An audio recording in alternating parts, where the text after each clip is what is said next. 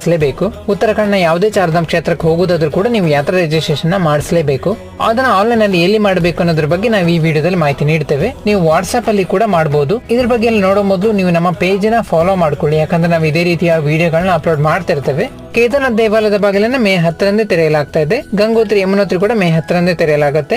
ಬದ್ರಿನಾಥ್ ದೇವಾಲಯದ ಬಾಗಿಲನ್ನ ಮಾತ್ರ ಮೇ 12 ನಂತರ ತೆರೆಯಲಾಗ್ತಾ ಇದೆ. ನೀವು ಕೇದಾರ್ನಾಥ್ ಹೋಗೋದಾದ್ರೆ ಮೇ 10 ನಂತರ ಹೋಗಬಹುದು. ನೀವು ಯಾತ್ರಾ ರಿಜಿಸ್ಟ್ರೇಷನ್ ಮಾಡಿಸಲೇಬೇಕು. ಆನ್ಲೈನ್ ಅಲ್ಲಿ ಮಾಡೋದಾದ್ರೆ ವೆಬ್ಸೈಟ್ ನ ಇಲ್ಲಿ ಕೊಟ್ಟಿದ್ದೇವೆ ನೋಡಿ, ರಿಜಿಸ್ಟ್ರೇಷನ್ ಅಂಡ್ ಟೂರಿಸ್ಟ್ ಕೇರ್ ಅಂತ ವೆಬ್ಸೈಟ್ ಇದೆ. ಇದೇ ವೆಬ್ಸೈಟ್ ಅಲ್ಲಿ ಮಾಡಬಹುದು. ಇನ್ನೊಂದು ಅವರದ್ದು ಆಪ್ ಕೂಡ ಇದೆ, ಟೂರಿಸ್ಟ್ ಕೇರ್ ಉತ್ತರಾಖಂಡ್ ಅಂತ ಆಪ್ ಕೂಡ ಇದೆ. ನೀವು ಪ್ಲೇ ಸ್ಟೋರ್ ಅಲ್ಲಿ ಹೋಗಿ ಡೌನ್ಲೋಡ್ ಮಾಡಬಹುದು. ಈ ಆಪ್ ಅಲ್ಲಿ ಕೂಡ ಯಾತ್ರಾ ರಿಜಿಸ್ಟ್ರೇಷನ್ ಮಾಡಿಸಬಹುದು. ಇನ್ನೊಂದು ಆಪ್ಷನ್, ನೀವು ವಾಟ್ಸ್ಆಪ್ ಅಲ್ಲಿ ಈ ನಂಬರ್ ನ ಸೇವ್ ಮಾಡ್ಕೊಂಡು 8394833833 ಈ ನಂಬರ್ ನ ನೀವು ವಾಟ್ಸ್ಆಪ್ ಅಲ್ಲಿ ಸೇವ್ ಮಾಡ್ಕೊಳ್ಳಿ. ಆಮೇಲೆ ನೀವು ಈ ನಂಬರ್ ಗೆ ಯಾತ್ರಾ ಅಂತ ಮೆಸೇಜ್ ಕಳಿಸಿ. ಅಲ್ಲಿ ನಿಮ್ಗೆ ಒಂದೊಂದು ಆಪ್ಷನ್ ಬರ್ತದೆ, ನೀವು ಸೆಲೆಕ್ಟ್ ಮಾಡ್ತಾ ಹೋಗಿ ನೀವು ವಾಟ್ಸ್ಆಪ್ ಅಲ್ಲಿ ಕೂಡ ಮಾಡಬಹುದಾಗಿದೆ ಯಾತ್ರಾ ರಿಜಿಸ್ಟ್ರೇಷನ್ ನ. ಈ ನಂಬರ್ ನ ಸೇವ್